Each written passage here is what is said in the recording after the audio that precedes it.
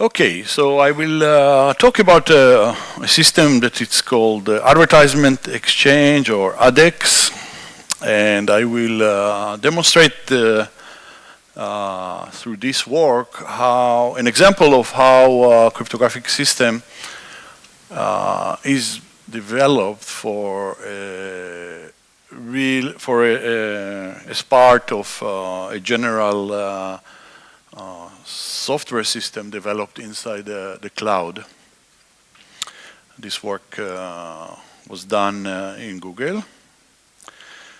And I will start by talking about crypto as part of general engineering project. Then I will describe the ADEX system and the ADEX crypto solutions, and then I will conclude. And my motivation for the general public and the few experts that are here is to say, to drive the following thing is that cryptography is a very broad field. It is in the system and you use it every day when you do the internet, you do work on the internet, and you don't even know about it, but it is there, or on your mobile phone when you browse the internet. And it has foundations in theoretical foundations in mathematics.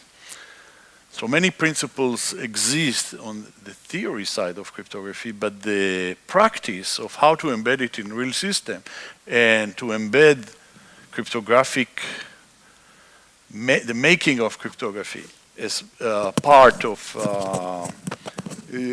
general engineering project is it's not something that you read in books.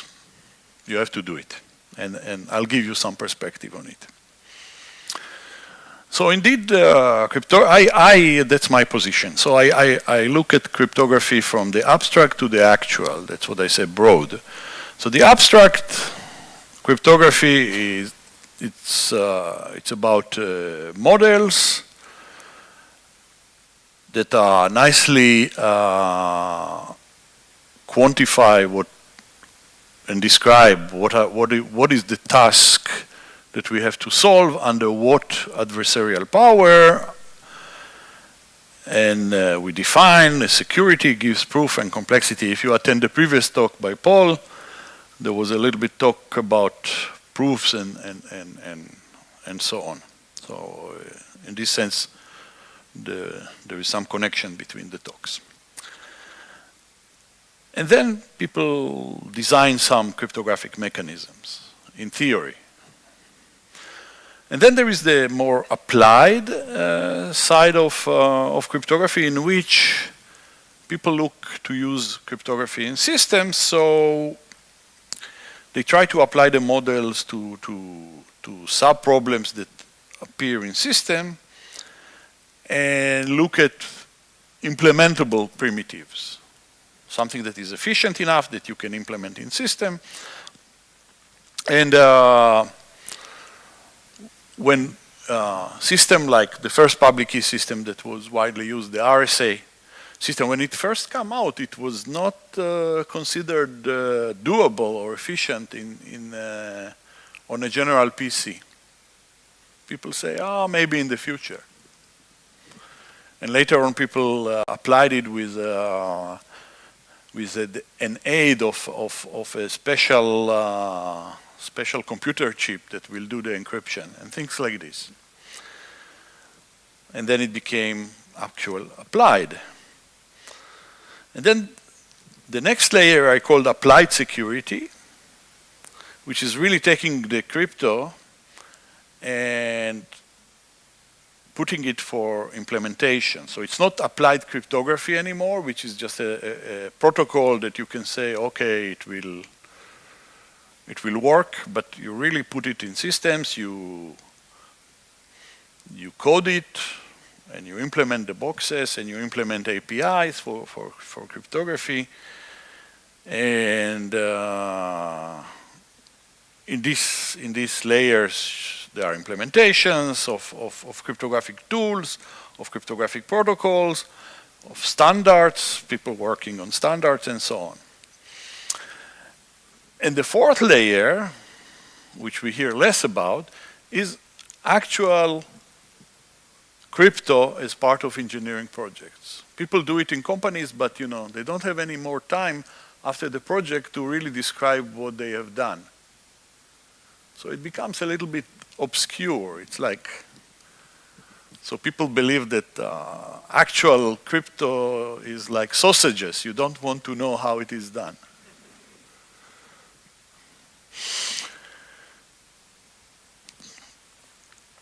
But actually, to employ crypto in a system, you need to know the mathematical background, you need to know the algorithms that come in applied cryptography and the protocols. You need to use the building blocks, and then you need to understand the context of software, hardware, and the system needs, where you're going to put it. And the 1 and 2 is like theoretical and applied crypto. They are typically in crypto conferences. 3 and 4 are implementations. They are usually in software and systems and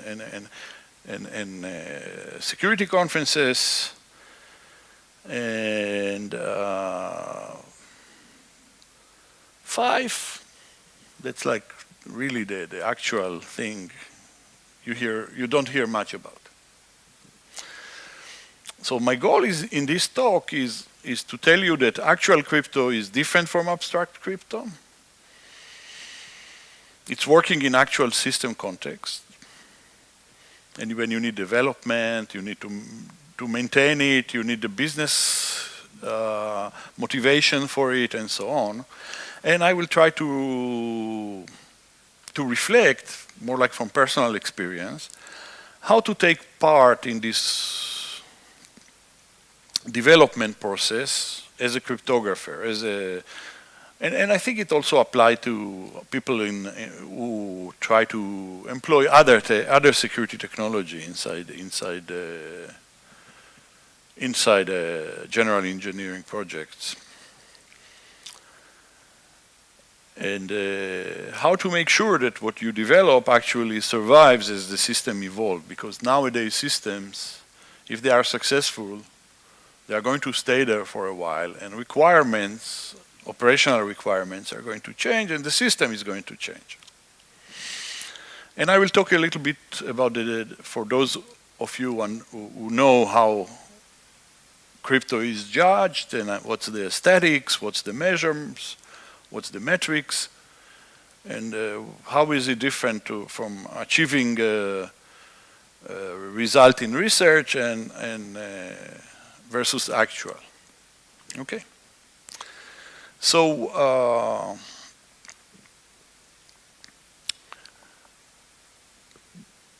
this is a little bit repeating what I said before, but the main thing is that the theory is done academically and it's very elegant. But the question is, how is reality? Okay?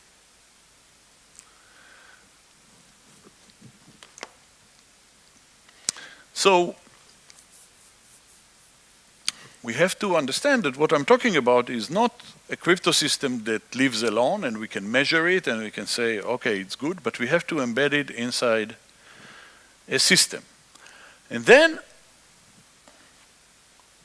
sometimes the security requirements or the crypto requirements are actually at odds with the other system's requirement. The function of the system, the performance of the system, or the usability of the system by users or by systems administrators. And this has to be taken into account when you are working on a system that is going to be deployed. So for example, systems function. So for example, we know relational database that performing operations on fields, there are tables and fields have properties. If we encrypt the data, we may lose many of the operations. If we just encrypt them the way we usually encrypt, we may lose a lot of the operational functionality of the relational database. Performance is obvious. If you encrypt things, it costs you money. Usually it's expand the field, and it takes them to encrypt, to decrypt, and so on. And usability, if people need to work on installing the crypto and doing too many things, something is going to go wrong. Because people are part of the system, and they are often the weakest link in the whole system.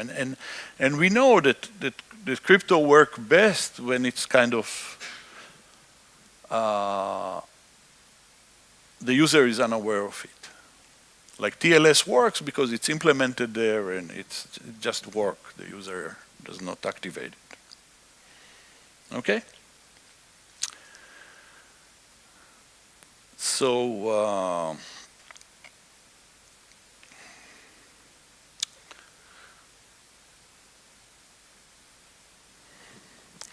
given all this, I think there are many security mistakes that come from this tension between the function of the system, the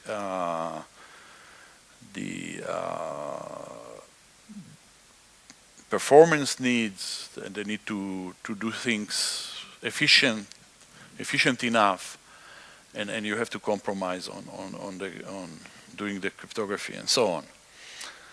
So, so when you try to do the crypto, since there are no books about it exactly, there are no principles, because we don't have an established description and best practices on how to develop cryptography in these settings. We know very well how do you write a crypto paper. You take your problem, you abstract it, you model it, you make sure the model captures what actually is the system, and then you make it. You design a mechanism, you prove things about it, and then you claim that you achieved the security and other properties. And it's nice, but with the real world constraints, and each system has its own constraints and different complex environment and different business settings and different engineers working with you, it's very ad hoc. So this is to take in your mind that crypto is considered among security researchers. They say, oh, crypto is very elegant. We have these proofs. We have nice papers. We know that a result is a result is a result. In security systems, security papers, some people do demonstrations. They claim. They measure performance. They say, oh, this is not a clear-cut, very clean result. It's a little bit more dirty. But when you do crypto in reality, it's as dirty as any other things. It's any other technology. And people don't know about it. They read the crypto papers, they say, oh, this is like functional analysis, linear algebra. No, it's not in reality. So the goal is not to discourage you to look at this. The goal is to actually make you think about it. That behind all the theory, there is some underlying real world that you have to apply it. And of course, in development, there are constraints. There is the economics of development, of security, and in particular cryptography. It's not, to be secure is not the primary goal of a system. A computer company does not build a computer so that the computer will secure itself. That's not never the primary goal, yeah? So,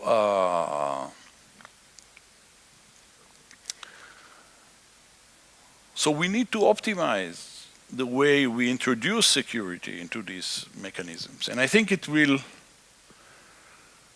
be the same thing as I say computer, but it will, in the Internet of Things, it will be the same thing for introducing security into things, into robots, into AI systems.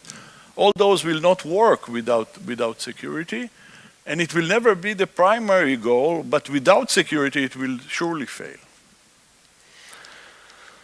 So security is a fundamental issue in some sense, because without it things will fail.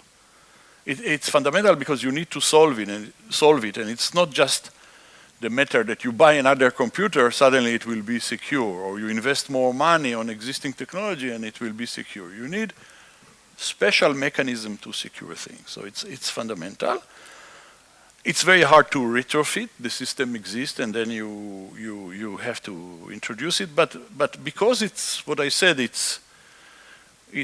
nobody builds these devices to secure themselves. Many times it is retrofitted in reality, in actual systems. You already have certain constraints from the operational part of the design. So in some sense, you have to retrofit. So everybody says it's in all the books, cannot be retrofitted, it has to be from the beginning, privacy by design, security by design, but reality is different. So the conclusion of all this discussion is that crypto and security engineering has to be opportunistic, in the sense that you have to find an opportunity and introduce your mechanisms into the system in a positive way. And it's my experience that I don't even have to tell people that I introduce crypto with system future developments in mind. I solve an immediate problem, but I also have to think about the future problems. And that's something to take home. Here I have examples of crypto that was missed. Many good examples, and we have many, but these are all kinds of how, when you try to retrofit, or if you, I'll give you one example from this slide. IBM system network architecture. It's like pre-internet IBM systems. I work on its security, and this is a demonstration how things don't work in security if you are not opportunistic and think about the future. And this is what happened. When we looked at the systems had the computers working on behalf of users, sending messages on behalf of the user. And the authentication mechanism for the user was the password of the username and password that were sent on the clear in the message from the user. So, well, that's not good. How can it be? I mean, this was in the late 80s. How this happened? So, you go and look historically at systems network architecture. What was it? So originally, it was a local, very local network in the same room, typically operational room, between devices, the computer, the printer, the reader of the cards that used to run at that time, and things like this. So it was a very local network with a few terminals of users serving them. So of course, if everything is physically secure and you want to authenticate a user, you send the user password and name. So for the peripherals network, it was okay to, and a few users within the same building, this was completely fine, relying on the physical security of the setting.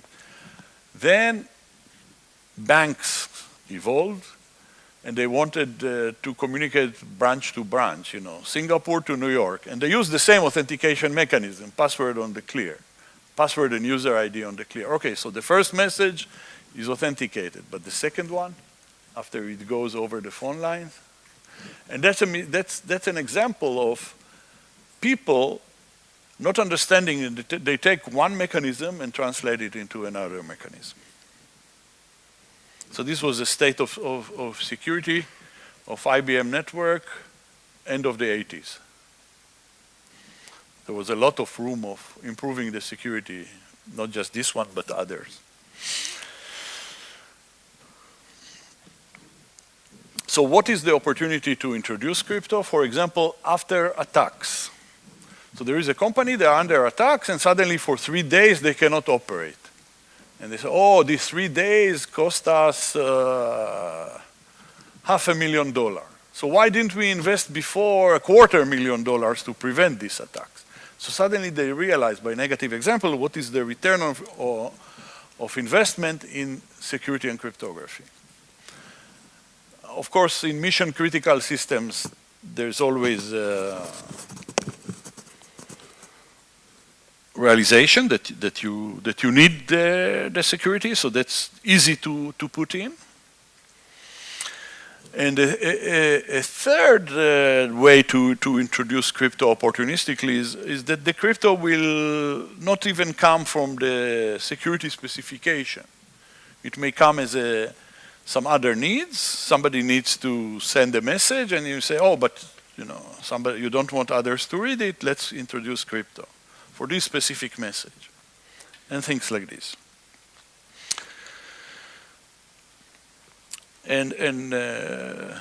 So this is type of opportunity, and this obviously, and this. And the cryptographer has to think what is possible, under what constraints. If I add more crypto, I should not add something that is very costly for future needs. Maybe I don't see the future right, but then this is the experience. It plays a role. You balance between what you put in and what's the opportunity allows you compared to the cost in the overall product context. Okay, so this more or less the introduction that gives you the setting of the talk. And now I will introduce the Advertisement Exchange, or the Ad Exchange, or ADEX. And first, I want to ask the audience. Anybody in the audience think that they may have interacted with this system?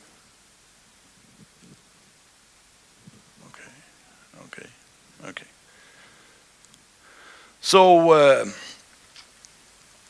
So the ADEX system, it's part, and now it's integrated with other systems. It's about advertisement. So of course in Google there is the search ads, so there is the search result, and there is like advertisement here and on top. This is not it. But the ADEX system deals with the banners, ads on all pages of the internet, and sometimes this is both. This is fixed, but sometimes this is goes through an exchange, and you put a page, you see a page, and then in the page these banners come out. Here there are a few of them. There is this, and so on. So anybody in the audience believe that they may have interacted with ADEX? Okay, more hands, actually. Good. You went to a page. As a reaction, there was operation in the exchange, and you view something. Okay. So these are called display ads. And the traditional online publications on the internet was negotiated offline, and advertisement agencies had budget, and they negotiated and bought spaces, and there were companies that were dealing with placing those ads based on pricing and so on. And this is called brand advertisers by the advertisement engineers. And then around 2008 or beginning of 9, a new model came, and that's more dynamic.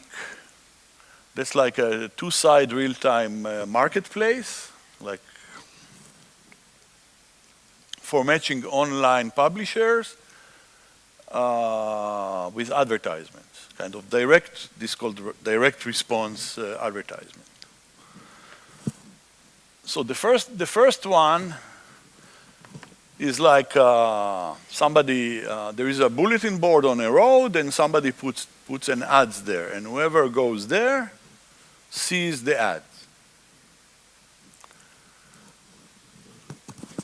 The second one is like there is a road and a car comes and the guy in the car sees something that relates to cars. And then a guy on a bicycle comes there, and then another, he sees something else that relates to a bicycle. So supposedly it's more efficient from an advertisement power point of view. Okay? And this applies to web and mobile, this direct response online exchange. Exchange is something that runs an auction and somebody wins the place and sends the ads. So what are the players in the exchange?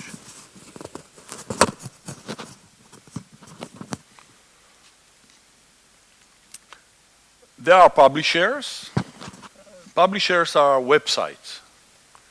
You go to your local newspaper, the newspaper site is a publisher.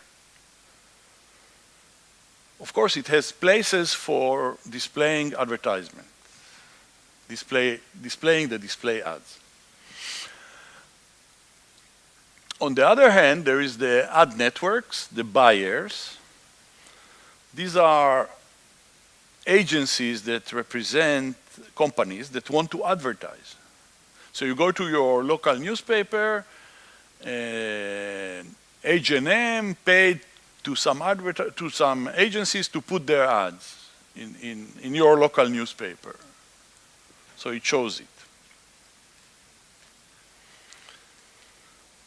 And the ads are added to the web page. So the web page that you see, supposedly you see one piece, it comes from different sources. It's meshed together. And the viewers are just people like you and me, and they view the pages by browsing the internet, and now by opening an app on mobiles and so on. Okay?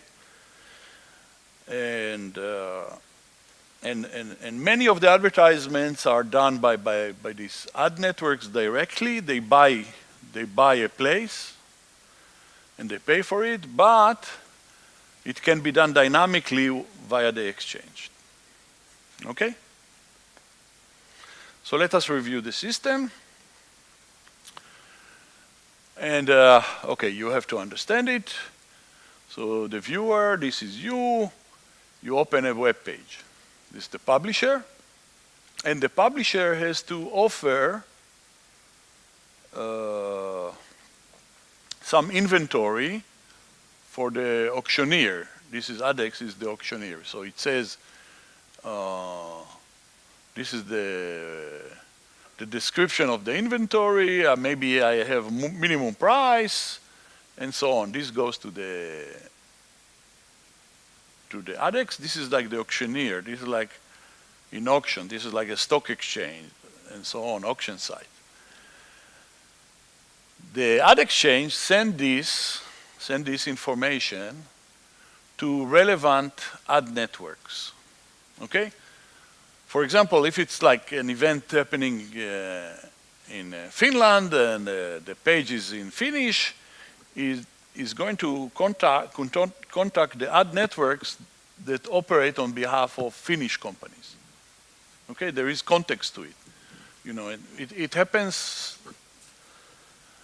It happens like this.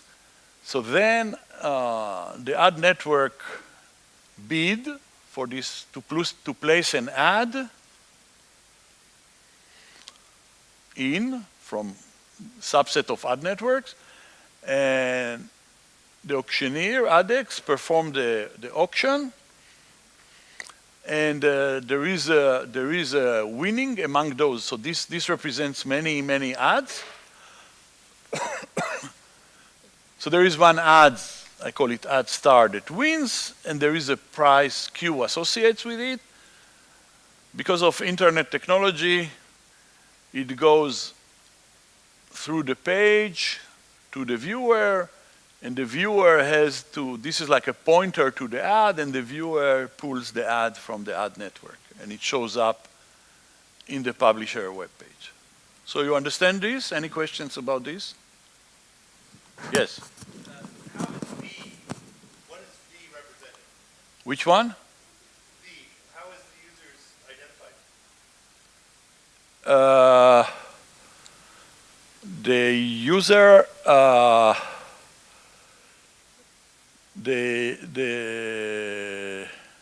that's a way to send you the ads to the browser. IP address or my name?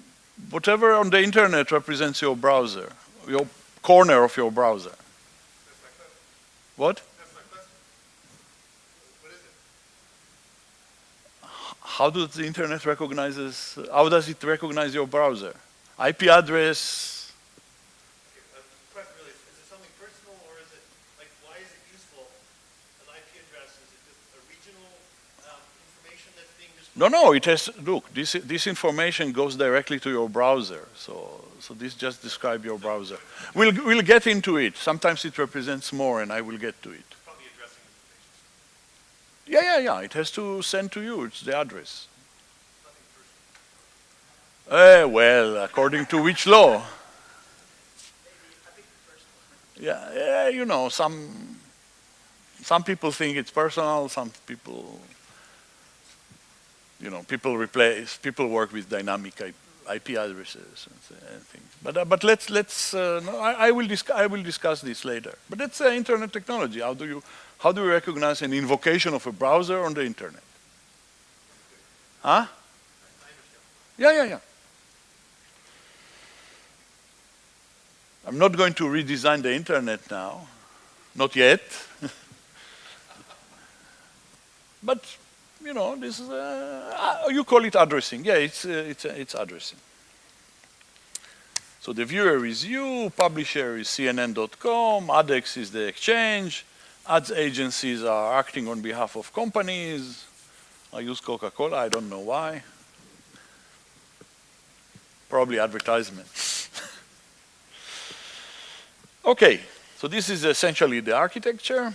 And I started this project when it was, Google bought DoubleClick, which was a company that did the advertisement in the old way with the offline placement and so on. And the new idea was to do it dynamically was five-page design doc. Okay. And double-click, then paper design, then the project starts. It was demonstrated on one server, 3 servers, and now it's in the Google infrastructure. So now it serves tens of billions of transactions per day, and it's a global exchange. So at the same time that some auctions are taking part for people in Finland, some other people in other countries are doing similar activity. It's all over. It's global. Wherever wherever it is. Even in China, Google is in the business of placing display ads. So it's not completely out of China, only on the consumer side, but on the business to business, this is a business to business offering, it's okay. And over the years, this ecosystem of display has been changing from web only to mobile and so on, inside apps, in browsing, and so on. Questions? Okay, so this describes. No. It's okay.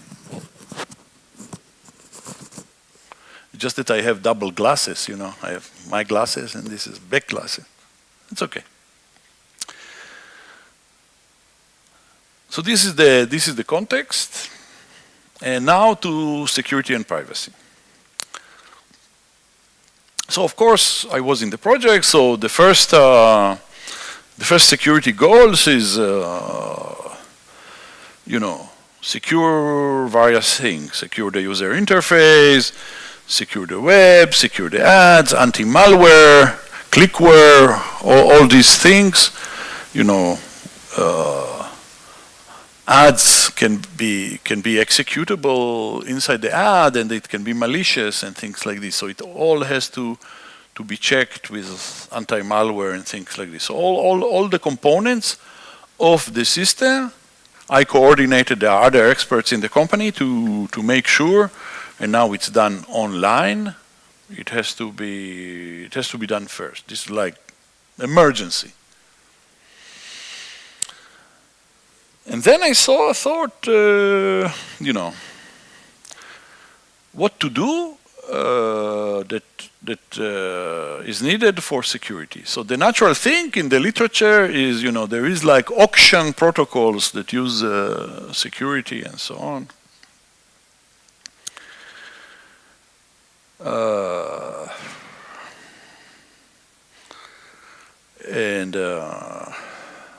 But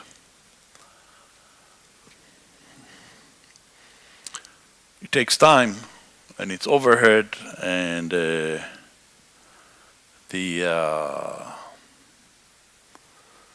trust structure is such that is typically was not needed immediately, and I'll tell you later what was done in this respect. But that was not really a driver. That was not something that the engineers wanted, to add cryptography and delay. You have to understand that this auction has to be on the internet, to operate on the internet time. Because if you put the web page and the banner arrives with beyond certain delay, and this is measured, ADEX does not charge for it, because there is no guarantee that the user is on this page. Because you are displaying it to this page, the user may be already in a different page. So what good it is if it's displayed to the user and the user doesn't view it anymore. So it has to be fast. So introducing crypto in the middle of this, not so good. We did something else. I'll get to it later. But is there another need for this technology? So we dealt with other security technologies, and then we also reviewed, because it's a real project. If you are in the design team, you don't just look at the engineering, you also look at the business.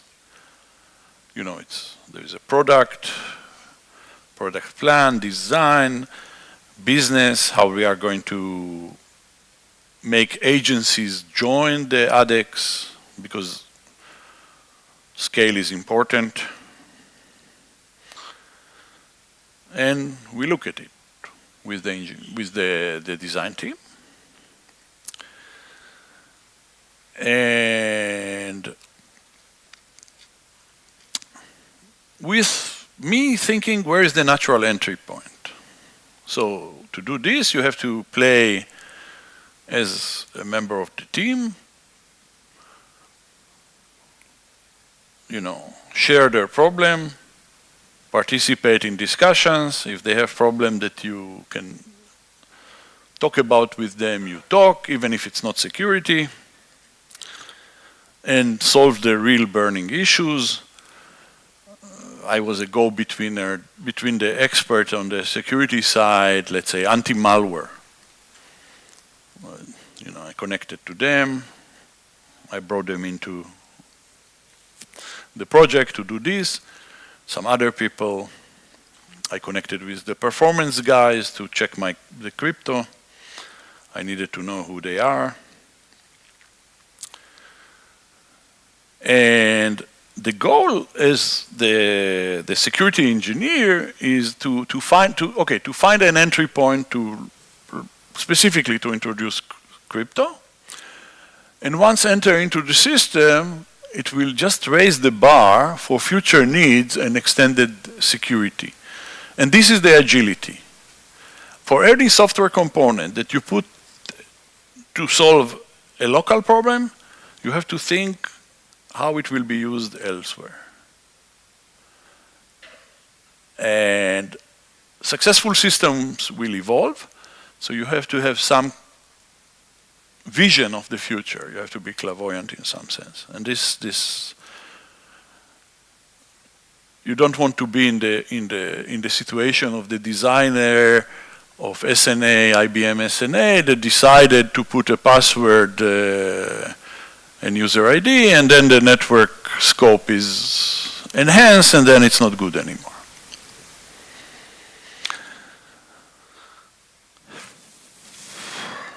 Okay? So you want to to be compatible with foreseeable future, and you don't even have to tell anyone if it doesn't cost too much of what exactly you do. And the principle here this is principle in many developments or entering technology into a system. If you want to enter a room, the first thing, put a foot at the door, so they don't close the door on you, and then you have it there, and then you will enter. Think about it as a paradigm. You have to achieve something. There is always a first successful step that will lead you there. I've been in too many projects that this paradigm was not followed, and then you never enter the room. So this is like one example of the paradigm.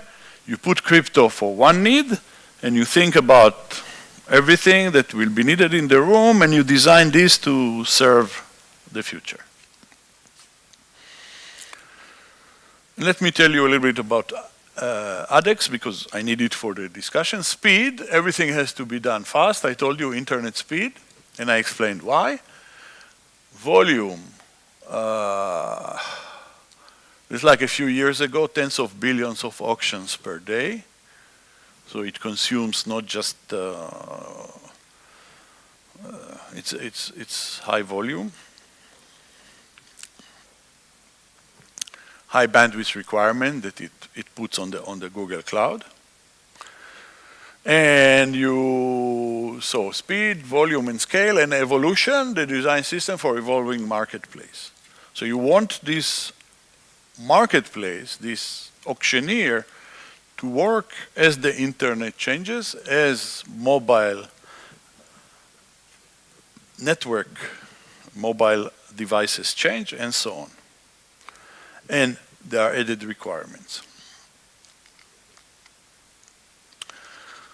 Okay, so the foot at the door. So there's an interesting issue.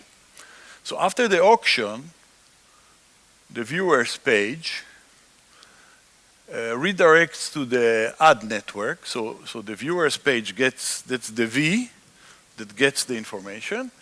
It redirects to the ad network. It's called iframe, doesn't matter for display. And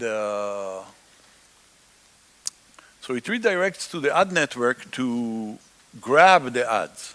So it's a pull model. It tells your browser, go pull these ads from this ad network. It also has the winning price embedded in it. Winning price macro, it's called, and that's a pull model. So the viewer, which is your browser, gets the ad. To get the ad, the winning price exposed to the user, and we found that it violated the business agreement, the contract with the ad agencies.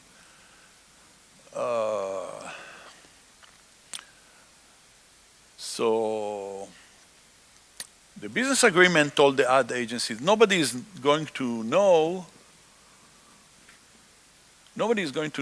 how much you pay for your ads. But then my browser gets to see the winning price. So the contract and the constraints of internet technology, the way things go with stateless servers and stateful browsers, that's the way to do it. It's a problem. It's not just something moves on the wire, it's in my browser. So I don't know if this is an attack or not. You can say, oh, a few people in a few places are going to gather information and have statistic, and I don't know, it is, but at least it's a problem. It was a system at the beginning, a few agencies. I remember it was like the first agency, the second agency, and so on. You don't want it. So this is a call for action, an immediate issue that needs solution, and an opportunity to introduce cryptography, because it was cryptography between three parties, not two parties that TLS can solve. So here is the auction. This is the pointer where to pull the ad from, and this is the price. So this goes directly to the ad agency, and you get the price. You get the ad. Why do I need the price here? Anybody guesses? Why is the price here? So the ad has to pay this price, the ad agency, the ad network, has to pay this price for this ad placement, maybe 0.1 cent, for example. But it can be bigger for expensive ads. Why do the price goes through the viewer to the ad networks?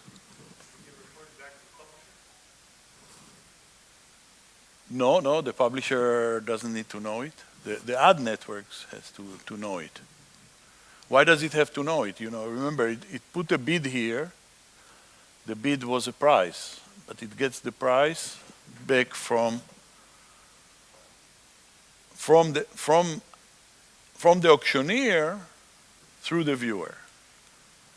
Why is that?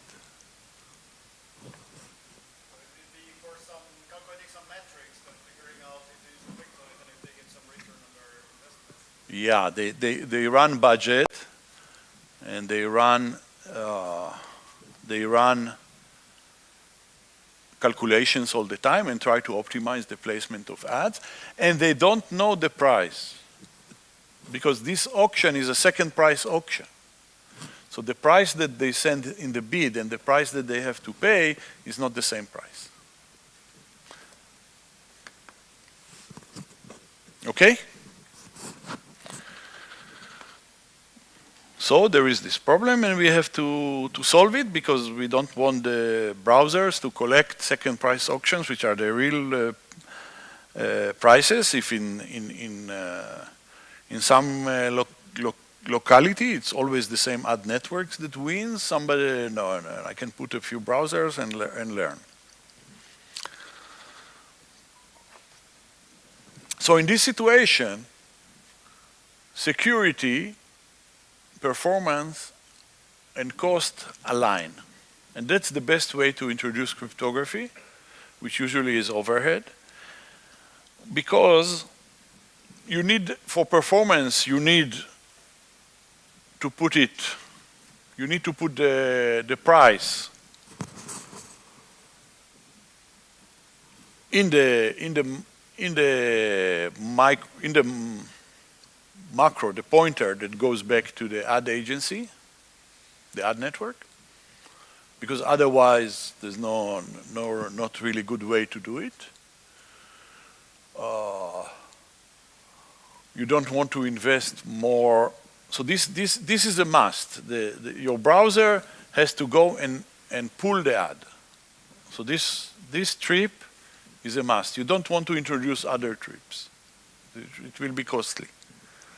And you'll get security of this if you encrypt it. Then we are back to the correct contract. Nobody sees your price, and it's okay. So this macro is the only way for the agency to know the price. It's second price auction. It piggybacks on the necessary communication. Otherwise, it's hard to connect. It contradicts the internet technology. If we report differently back to the agency directly, we double the bandwidth of communication from the auctioneer. So the auctioneer send back the price, but at the same time, other auctions are taking place. There's a lot of parallel activity. So the best way is to piggyback it on this, and then security, performance, and cost go together. So this is a success. So the gap between the business model, the service agreement, the contract, and the engineering needs, and cryptography is to the rescue here. So this is the way to introduce it into the system and to educate the engineers that, cryptography is their friends. This is not a foe, it's a friend. Okay. And then you need to do what cryptography. So you analyze what encryption can be used, performance, context dependencies, security needs. Now it's like building a model, but you build the exact setting that you do, and this cryptography needs key management support, and you need to deal with that too. Simple one field you need to encrypt, but it needs key management support. So the indirect design, which you don't tell anybody, I didn't tell anybody, is the crypto designer goal. Have a general encryption utility for current and future security need. And this setting that cannot utilize the standard that goes between many players. And to make things more easily, separate key management from the operation. The operation is very fast and ongoing, and it has a lot of constraints. Key management can be done at more ease, and you can exploit existing components. You don't customize crypto if you can use existing component. Because you want to do general utility, make solution for privacy and for integrity. And this volume of things implies that many times the same clear text value, the same price is going to be used again and again, and you don't even want to reveal it, so you don't use deterministic encryption, you use actual encryption as we know it. So we need something that is called semantic security. In general, if you can have semantic security, have randomized encryption and semantic security, you should, but here there is a concrete need.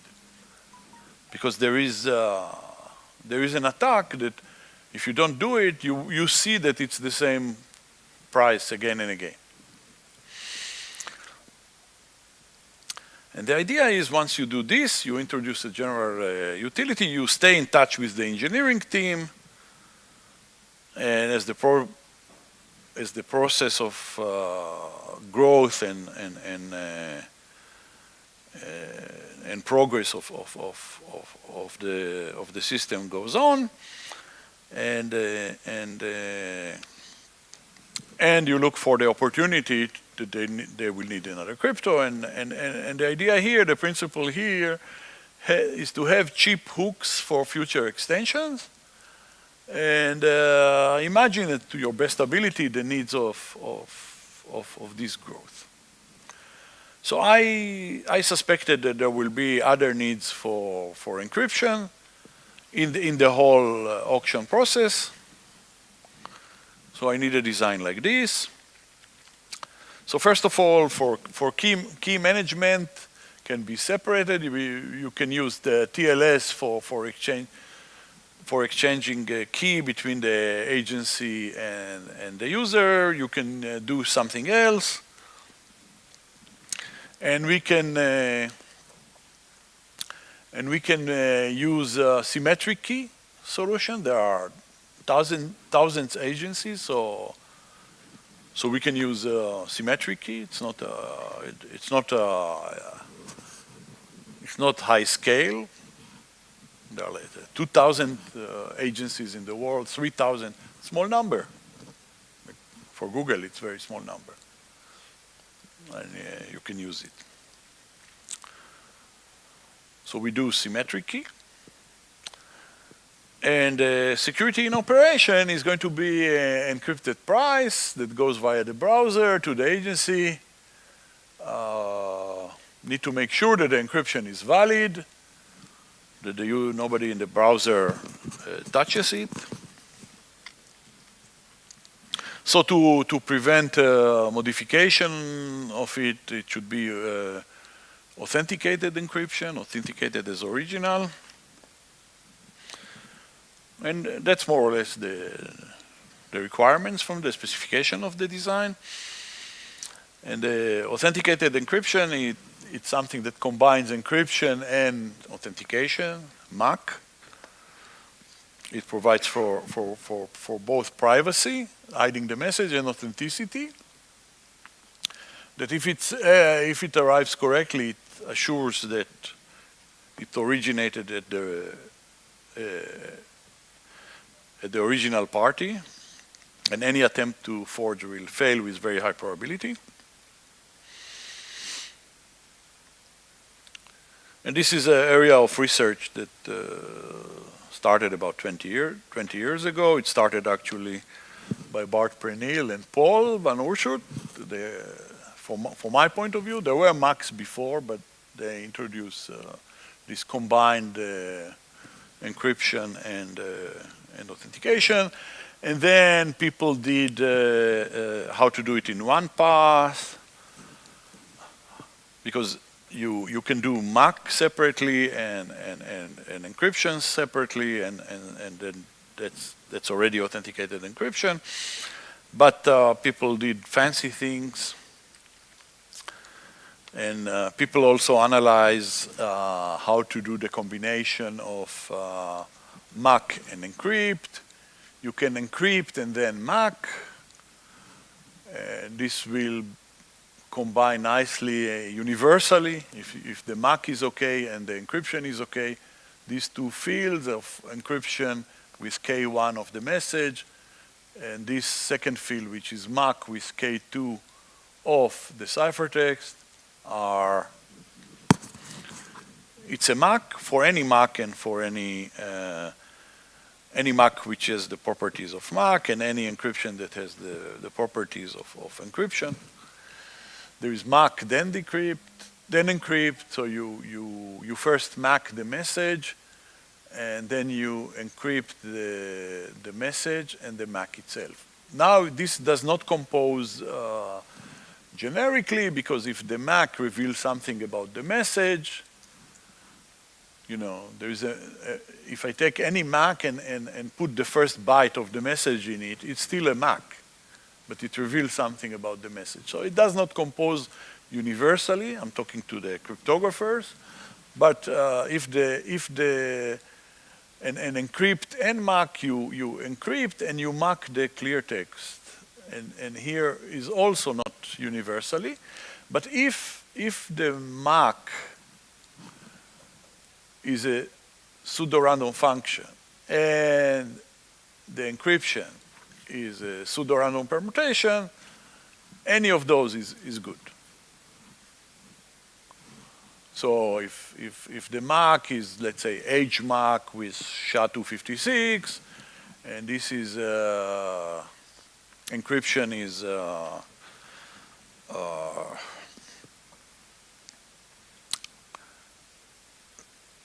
whatever, let's say AES with an IV,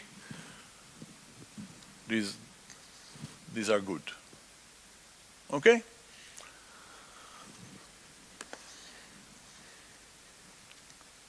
So because I wanted general design, I did authentication encryption with encryption and authentication field, the MAC, separately, because sometimes I will need only the encryption rather than the MAC. I don't have to put it together. Some agency will need to do the decryption fast, and they will check the MAC later. If I do encrypt and MAC, they can be done in parallel on the server side. I have many core machine. I can do it in parallel. And the checking can be then sequential. At the end, the design was to base everything in the encryption on a pseudo-random function, pseudo-random function-based encryption. And you have a key, and then you have to run the pseudo-random on something. It turns out that each display has a large enough unique context, and you can use it as a seed of the pseudo-random, extract, use it, and get a pad and use it for the encryption. There's no need to extract real randomness. It's a costly operation to extract random. In theoretical paper, you just say choose randomly a value. In reality, there's a substantial cost to it sometimes. If you want real randomness in your system, you have to accumulate enough random events and so on. So all you do is you do key exchange. This is the source of randomness, and the rest is pseudo-random. You use the pad to XOR with the message. And the forward-looking part is that you can enhance the seed with an action control. So you don't apply the pseudo-random function only on the seed, but also on a constant, and then you have a family of pseudo-random functions that you can use many times. I will explain it later, and this usage value will give you cryptographic separation, namely a family of pseudo-random functions, and you can derive pseudo-randomly any length, so you can encrypt various things. So if you don't know the future, you make it flexible for any possible encryption size, and many possibilities of use of this encryptor, I call it. So it's not an encryption scheme, it's possibly many encryptions. It's like you take the pseudo-random function with the secret key, the tag of the context of the whatever context you have, and the action. And for the first design, there was one action. And then you XOR it with the message, and then you MAC the message with a pseudo-random with a second pseudo-random function with a second key. Okay? So it's encrypt and MAC.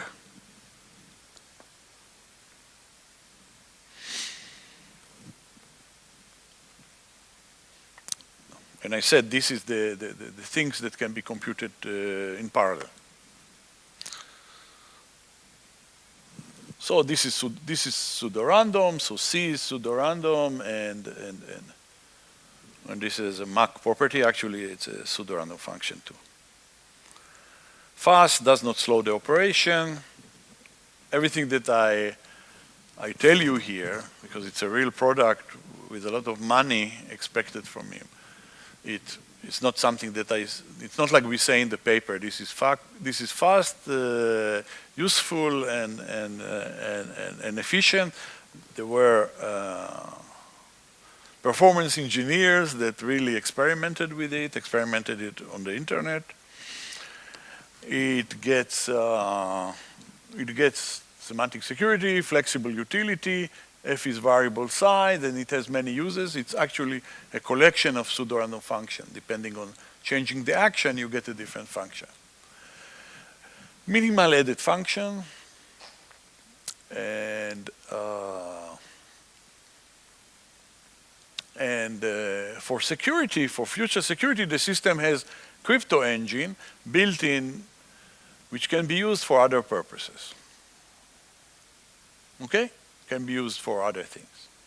And we have actually a collection of formally we have if you model it right and you do a security proof, collection of pseudorandom function, blah, blah, blah, yada, yada, yada.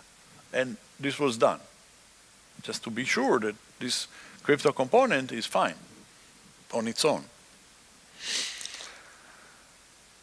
So the system works in this large scale of billions of transactions, being encrypted many, many times, performance tested extensively. It helped engineering and business to reconcile their differences. And the general encrypted, from my point of view, I had a mechanism inside that is multi-use, different field size adaptable, encryption and authentication. If you want only authentication, you can use just the authentication part. If you don't care about authentication, you can use just the encryption part. And that's it. So all three design goals were achieved. I have 15 more minutes, 14, 7:30, nobody is hungry.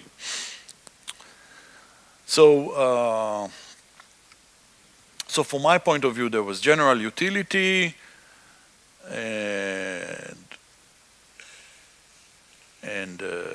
and people really believed that crypto saved the day, and it's their friend, and it was hanging out there.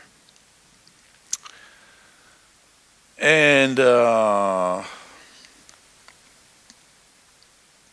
time passed. Moving to mobile. And now there is a need to encrypt certain information of the mobile phone.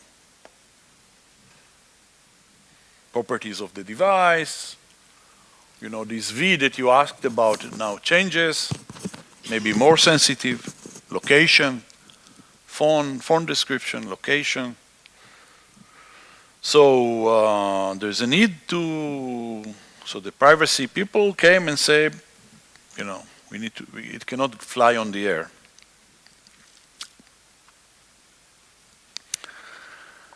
And so the information from the phone to the ad agencies have to be encrypted in some sense. So now,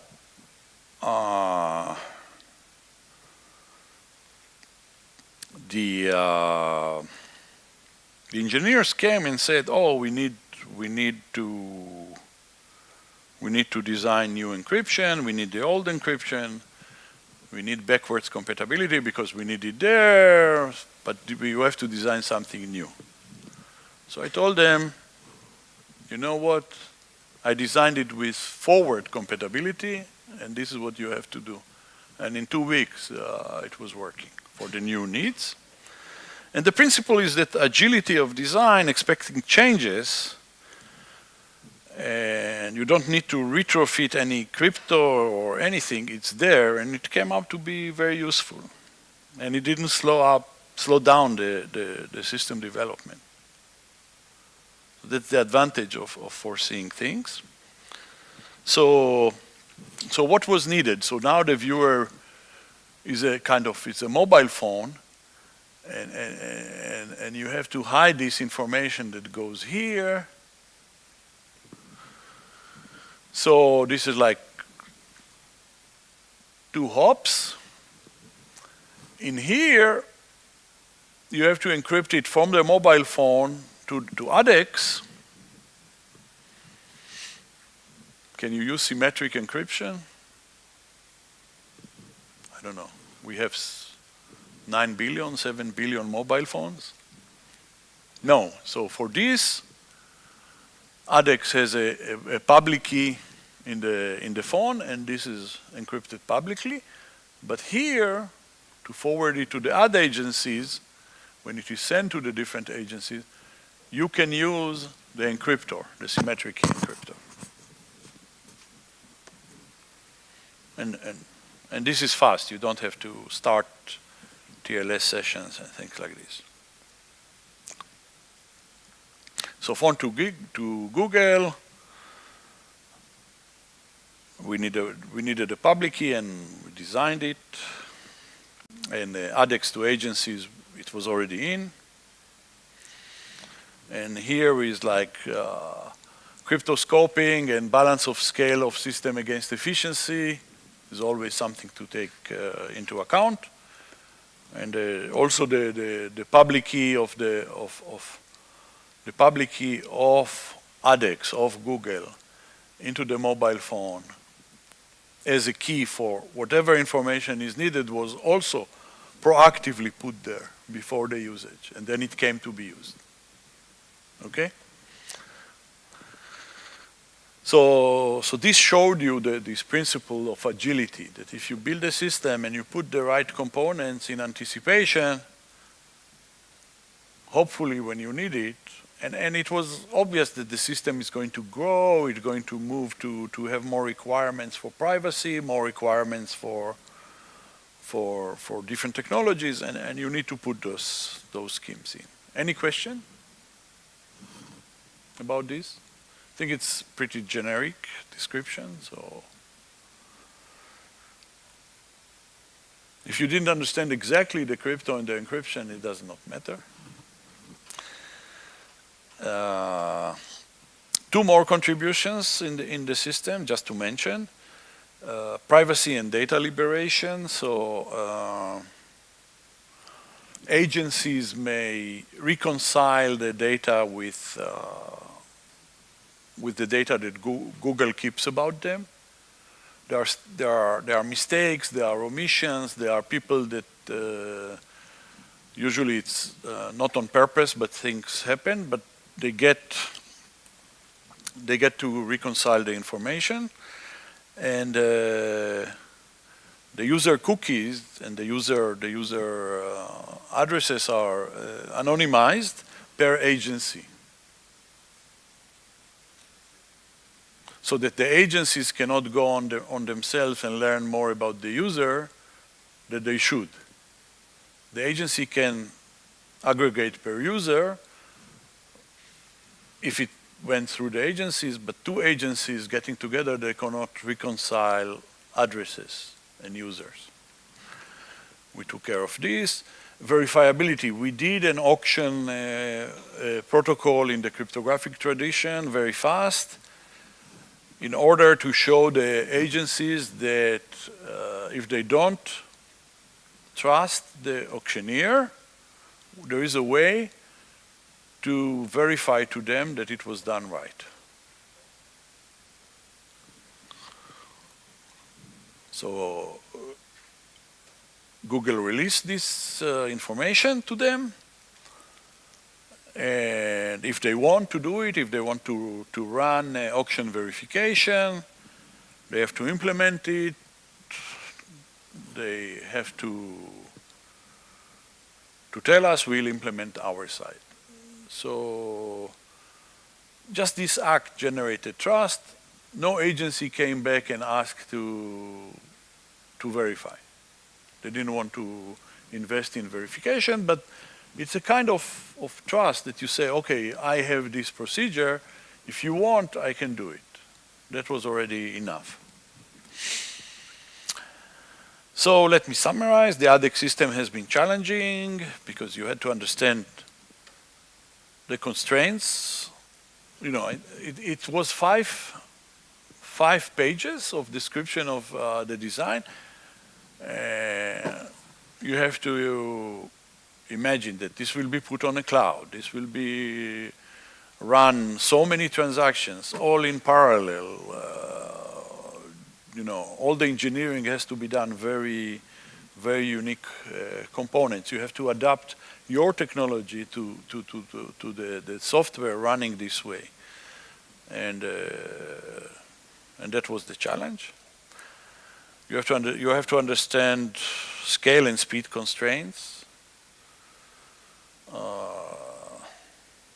You have to understand the needs that the crypto in the online transactions cannot be slow, cannot slow down the process. This means money. Things slowing down will not be paid for. You have to answer for privacy challenges from the start. And in each component that you add, because of this nature of the operation and the performance requirement, you just have to add as much as needed and not more. Sometimes adding crypto when it's not needed, it's too much. So the ADEX itself as a project posed both engineering and research challenges. It's more than 10 years. It's 10 years now. Everything has been deployed. Of course, there were more issues and more things that I do not describe here. But crypto agility was really crucial to the evolution of the system. When they moved to serve mobile, they didn't wait for crypto. We were ready in 2 weeks, and they needed more time in their product plan, and that's great. In general, so this is about ADEX. In general, crypto in engineering, there's no fixed recipe. Every system is really different. You know, when I did this project, I actually learned the cloud. I had to learn the cloud, and cloud is different than other things.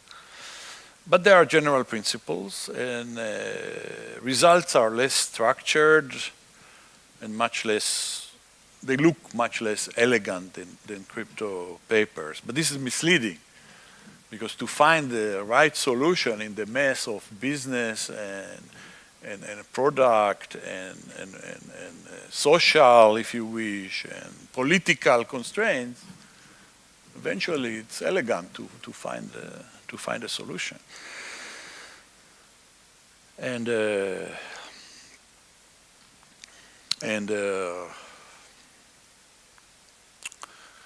it requires always the right interpretation of the theory. So theory people said authenticated encryption, you do one pass and you put everything in one field, that's now the state of the art. No. If you want a general engine, you want to separate the encryption and the authentication part of the authenticated encryption. I think attack models, risk management apply, incentives for adoption, business issues related to the development, and liabilities, legal issues, and I mean, privacy is a liability these days. They apply very well in projects. Secure components still matter. If you can prove that a component work, and if you know how to map your proof into the actual working of the system, I think Paul talked about it today. You can understand the added value of your design, and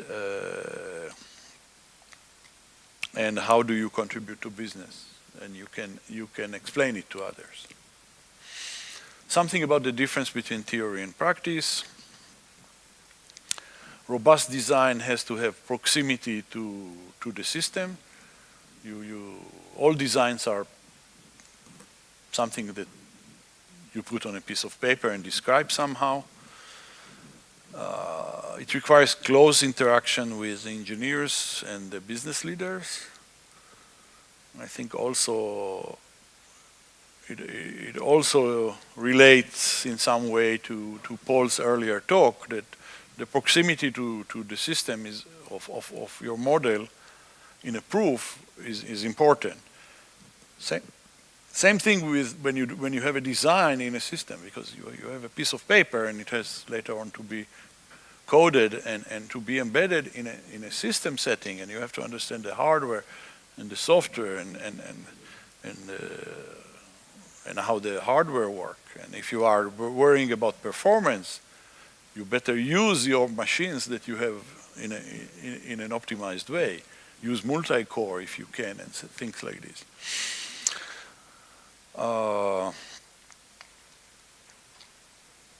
Many actual solutions in real world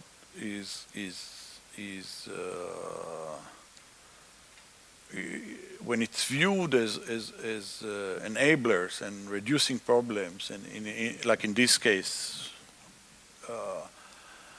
mediating between the business and the engineering constraints, then there's more credibility to the security designers and potential future influence on the system. And technical clairvoyance always helps in this sense, because systems evolve, and if they evolve the way you envisioned it, and this just with time, this is the way to learn. But it's good to think this way from the start. It's a principle for the security technologist who works in a general engineering project. Try to envision extendability of your solutions. Practice has to be based on solid theory and on more. So the theory takes you up to a point, and then you have to dig up more things that are related to your specific system and setting in general. It's not just a model. Security system change, the adversarial behavior may change. This is the more. The model starts to look very messy, and you need to still have effective solutions. So you have to define what is the robustness of your design. So the smaller the component is, and the more functionality that it has, the better. I call it robustness of the crypto or the security design. It's easy to adapt it this way if it's robust and make it change it to new needs. And in reality, it's all about all these issues that I said. It's like risk management. You look at the system. What is the risk? What are the current risks? What are the future risks? Whether they come from operation, from cost, from business, from usability constraints.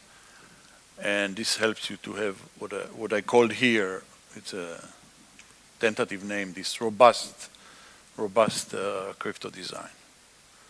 So thank you very much. Thank you.